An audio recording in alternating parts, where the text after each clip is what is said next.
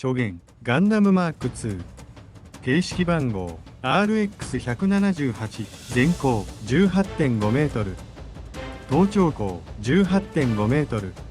本体重量 33.4 トン全備重量 54.1 トン装甲材質チタン合金セラミック複合材出力 1930kW 水力 2300kg×4 総水力 81,200kg センサー有効半径 11,300m 武装ビームライフルビームサーベル ×2 ハイパーバズーカバルカンポットシステムシールド他登場者神ユミダクワトロバジーナエマシーンカクリコンカクーラージェリドメサエルビアンのモンドアガテ LP プル連邦軍によって RX78 ガンダムの後継機として開発された機体3機が試作されたとする資料の他4号機の存在に言及した資料もある。開発はティターンズ主導で行われ UC0085 年にスタート。ジャミトフ・ハイマンの意向によって旧ジオン公国系の技術者は外され地球連邦系技術者のえりすぐりで開発が行われた。開発主査はフランクリン・ビ団体が務め UC0087 年1月20日に完成。本機は対外的にはティターンズのフラグシップ機として開発された。その意義は単なる戦術兵器にとどまらずアースノイドのスペースノイドに対する G の象徴でもあった。故にその完成式典に際しガンダムマーク2はティターンズ側をして我々による我々のためのガンダムと称されたのである。また主にスペースコロニー内部での戦闘を想定した設計となっている。 MS 用新素材の研究が進まなかったため装甲やフレームに旧来のチタン合金セラミック複合材を用いるなど技術的に旧式な部分も少なくないが全身にムーバブルフレームを採用した初の機体である。脚部の可動部の露出が目立つのはビーム兵器を効果的に防御できる装甲が存在しない以上、重装効果によって機体重量の増加を招くよりも軽量化によって機動力を向上させ被弾率を低下させるという当時主流となっていた設計思想に基づいている。同時期の機体に存在したエネルギーサプライシステムはエネルギーキャップ実装と構造の複雑化を避けるため廃止された。バックパックには4機のメインスラスターに加えビームサーベルホルダーを兼ねたフレキシブルバーニアスラスターを装備する。このスラスターを開発するにあたって滝無重工のトップエンジニアを技術士官として招聘するなど破格の待遇で集められた。また脚部のムーバブルフレームは構造的に柔軟性を有してはいたが構造材の強度に問題があったため瞬発的な外力に対し剛性が不足していたとされる。このムーバブルフレームは合計6回にわたる設計変更が行われたが問題点を解決するには至らなかった。 UC0087 年3月2日サイド7グリーンの青案内での運用試験中にフランクリンの息子カミーユ・ビダンにより奪取されそのままエウーゴに互角される。その後は紆余曲折あったものの結局はティターンズ所属のエマシーンの離反により3機がエウーゴの手に渡る。4号機は強奪事件以前にグリーンの青案内で実施された高速軌道試験中に墜落事故を起こしたとされる。ムーバブルフレームをはじめとする本機のデータはゼータガンダムなどの可変 MS の開発に大きく貢献した。最終装甲を交換することで各種戦闘に対応可能な設計となっていたがエウーゴによる奪取後は生産ラインに乗せるに足る機体ではないと判断され再調整を行い3機分のパーツから1機を運用した。また地球連邦軍 M 号カラバはジム3に設計の一部を取り入れている。ムーバブルフレームジムクーエルの腕部やガンダム TR1 テーズル2号機のポッド可動フレームなどの技術をより発展させたもの。このムーバブルフレームを全身に採用した機体は本機が初となる。本機に搭載されたムーバブルフレームの構造は斬新かつ優秀で同時期に開発されたビッグディアスやプロトゼータガンダムに搭載されたフレームの設計を凌駕している。そもそもジオン系 MS はモノコック構造連邦系 MS はセミモノコック構造と設計概念が異なっておりこの時代の MS は両者を必要に応じて使い分けていた。純粋な連邦系技術のみで開発することにより、統一したフレームで機体を構成するムーバブルフレームの発想に至ったとも言われている。ムーバブルフレームは装甲や武装を機体の基本構造フレームと分離させることによってフレーム自身を可動優先の理想的な構造に設計することが可能であり、装甲は可動に応じてスライドしフレームを保護するものである。これによって機体の運動性能が大幅に向上し、メンテナンス性も向上することになった。このムーバブルフレームにはフィールドモーター技術が使用されており、フレーム自体が伸縮する上ねじれることでストレスを軽減することが可能である。またフレーム各部に設けられたヒンジやシリンダーは自重や加速衝撃時の応力を分散させる機能も兼ねている。フレームには各種のセンサーが内包され、得られたデータを頭部に設けられたコプロセッサーを介してメインプロセッサーに伝達するとともに、プロセッサーから各アクチュエーターに指令を出し、応力や衝撃の分散を最適化する機能を有している。しかしこれらのデータはメインプロセッサーで統制しきれないほど膨大な量であったため、データに優先度を設けて処理が行われている。本機はフレーム材質の問題から関節軸の摩耗が生じたが、この点摩耗の情報はデータ処理の優先度の関係から機体制御で十分に反映されていなかった。しかしムーバブルフレームの採用によって可動軸が増えたため、機体全体として点摩耗による影響を無視することができなくなり、パイロットはこれを補正しながらの操縦を強いられた。これらの機体の不安定さが後述する墜落事故をはじめとする事故の頻発の要因となっていた。後にエウーゴはこれらの欠陥を改良し、本機を主戦力として活用した。結果として本機はエウーゴに強奪されることで本当の意味で完成した MS となり、その性能を発揮することとなった。また本機はコアブロックシステムを廃止、1年戦争末期に提案された球形コクピットを発展させた全天周囲モニターリニアシートを採用している。コアブロックシステムは機体制御とパイロットの保護の2つの役割を兼ねていたが、イジェクションポットの採用でこれらを分離することが可能となり、機体制御を指揮にまで委ねるというムーバブルフレームへと昇華した武装。本機はティターンズからエルーゴに渡った経緯から運用時期によって異なる兵装を装備していたとされる。ただし形式番号こそ違うものの形状や機能はほぼ同じである。ビームライフル形式番号ブラッシュクス M86B、 ボーバックス M86C2、ティターンズ運用時期 ABRXBR87C、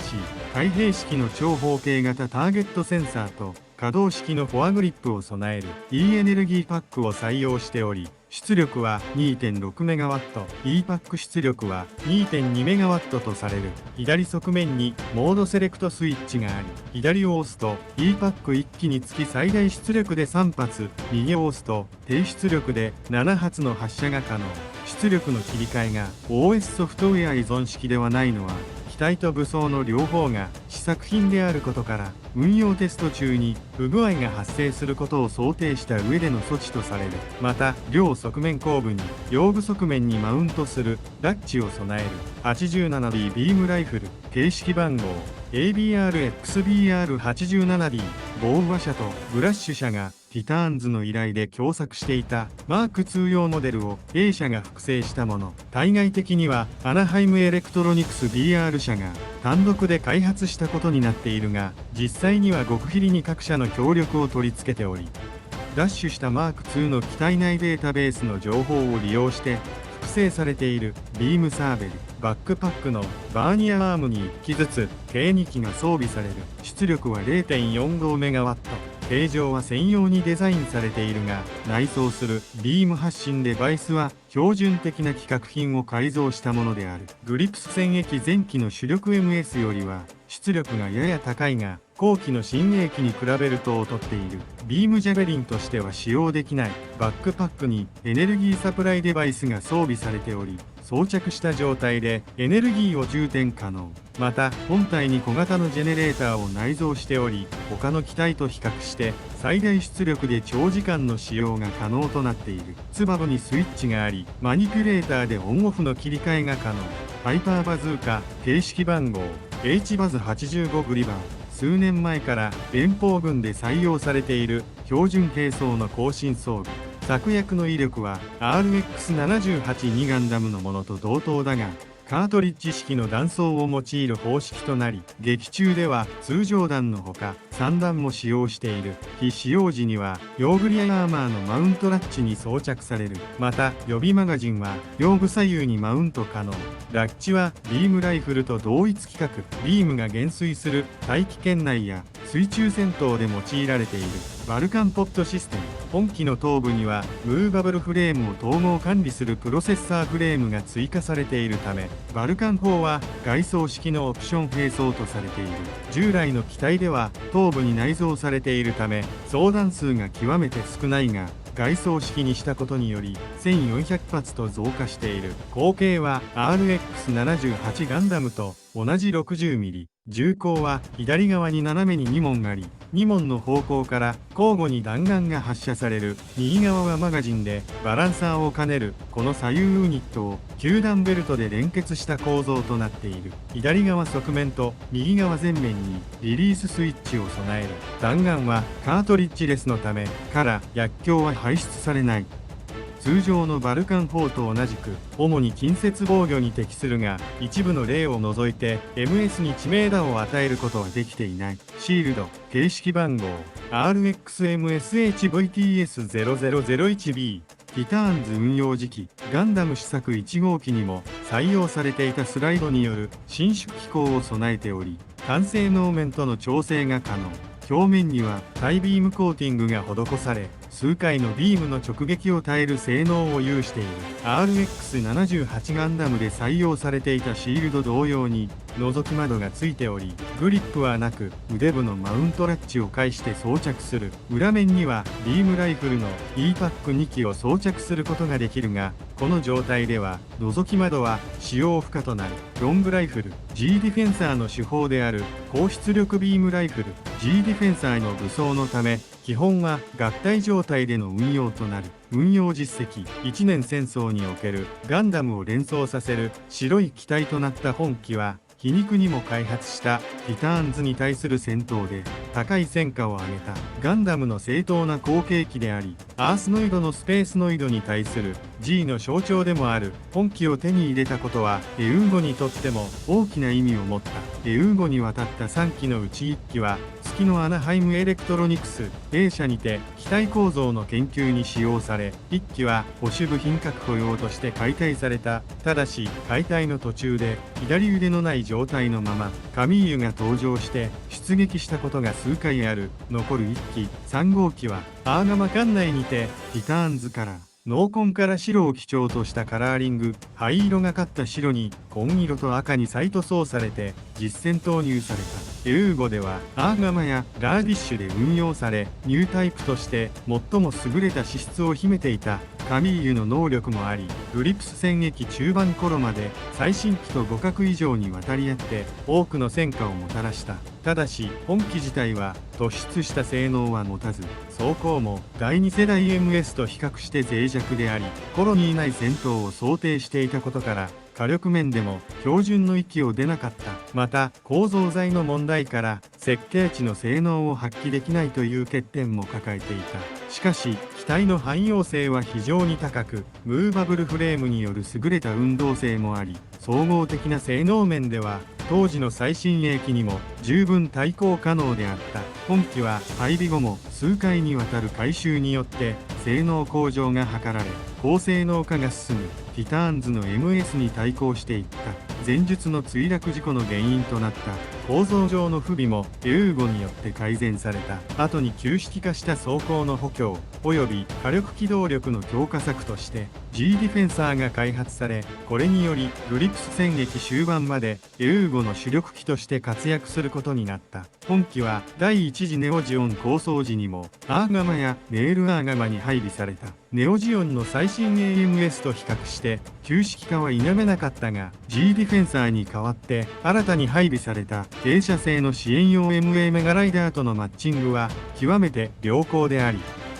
ガンダムチームの一翼を担って第一次ネオジオン構想の最終決戦まで戦い抜く性能不足が指摘されて以降も本機が第一線で運用され続けた事実は、フラッグシップとしての存在意義とともに本機の汎用性と基本性能の優秀さを証明している。また操作の容易さも大きな利点であり、本機のメインパイロットを務めたカミーユ・ビダンやエルビアンヌはある程度の操縦の基礎はあったとはいえ、極めて短期間で同程度以上のカタログ性能を有する軍用 MS に対して優勢に戦えるまでになる。劇中での活躍。ゼータガンダム第1話から登場。濃紺を基調としたティターンズカラーで塗装されている。パイロットは1号機がエマシーン、2号機がカクリコンカクーラー、3号機がジェリドメサであったが、最終的には3機ともエウーゴに鹵獲されてしまう。その後エウーゴは1号機を機体解析のためにA社へ持ち込み、2号機を予備パーツ用に解体した後、3号機については初代ガンダムを彷彿とさせる白を基調とした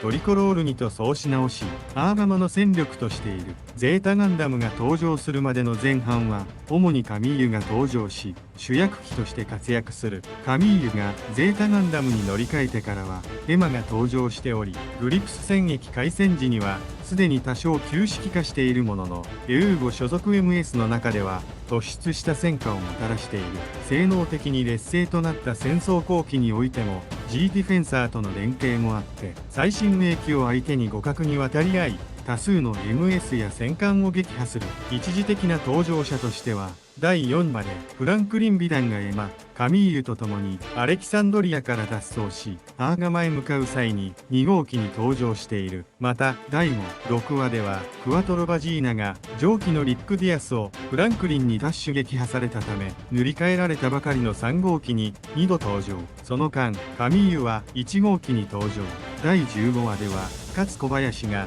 無断で3号機に登場しアウド村から出撃するも逆乱との戦闘で海に落下。しかし同機の左足を撃ち抜き撃破への足がかりを作る。コロニーレーザーをめぐる最終決戦ではヤザンゲーブルの半ブラビとの交戦で左腕を失いバックパックにダメージを受けるが母艦であるラーディッシュが盾となり撃破は免れる。その後ゼータガンダムによってアーガマまで運ばれてシールドを左肩に直付けされシャクルズに乗って再出撃する。デコアロンドのパラスアテネと一騎打ちとなりビームサーベルで胸部を貫いて勝利するが、コクピットから宇宙に出たエマは爆発時の破片の直撃を受け重傷を負う。エマと本機は半壊したアレキサンドリア級巡洋艦内へゼータガンダムによって運ばれるがエマはそこで落命する。本機はそのまま残機され戦闘終了後には左足も失い宇宙を漂っているところをカユイリーノメタスに回収され